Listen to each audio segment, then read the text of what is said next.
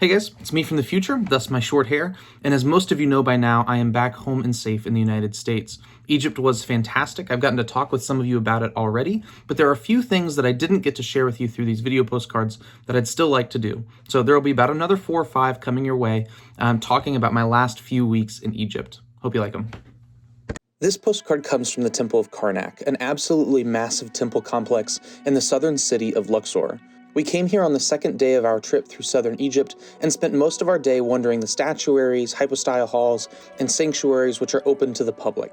The immensity of the site cannot be overstated. It is huge. What I just overheard from one of the tour guides is that these little sphinxes is Amun, and then under the little beard is a little guy, that's Ramses. That's very good. Okay. Hey guys, I'm at the Temple of Karnak. It is a religious temple complex that has actually a number of smaller temples on the inside. It is huge. The scale is absolutely incredible. Back here is Alex and Mason. And there are a couple things that's making me think of, but the biggest thing is what made me want to come to Egypt. I can think of dressing up as King Tut as a kid. Making fun of me back there. I can think of dressing up as King Tut when I was younger. I can think of going to Kansas City with Dad and Grandpa and Uncle Brad to see the King Tut exhibit. And then I can also think of the video game Assassin's Creed Origins, which, as silly as that sounds, did a really great job of giving breath to the kind of ancient sites of Egypt, of the places that I've been the past semester. I don't know that I visited Karnak in that game. I suspect I did, but I couldn't tell you for sure. But the visuals remind me so much of that game.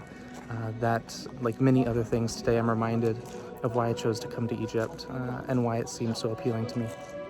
The vast majority of the temple is closed off to the public, but there was plenty we were able to see regardless. There are 2 specific parts I wanted to share with you. First, the darkness of some of these areas.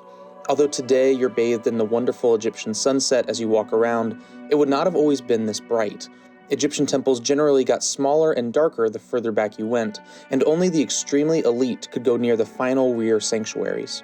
We were able to visit some side sanctuaries, and it is outright frightening how quickly the harsh sun disappears and you get swallowed into darkness.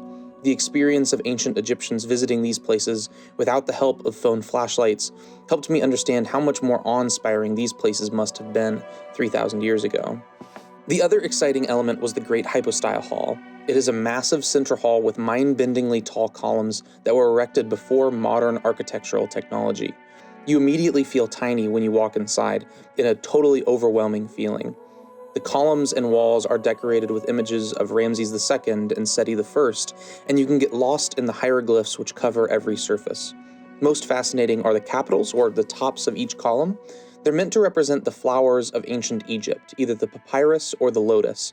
Like the plants themselves, the columns reach up into the sky trying to get light. Those which are exposed to the sun through the now non-existent roof get to bloom or open up, whereas those which receive no light remain closed or budded. Seeing this style in person and being able to connect the architecture to the history and beliefs of people long ago was an incredibly gratifying experience. One of those moments where you get to appreciate and understand something so much more deeply than you would have been able to otherwise. A moment when the love of history feels tangible. We wandered the ancient ruins until the sun went down and the temple closed, and then we headed to the Luxor Museum, which you saw in the last video postcard. Every wall of this temple could be a postcard on its own, or a book. I wish I had the time and the knowledge to share every part of it with you. Or maybe someday you can go back with me and we'll see it for yourself. But until then, much love.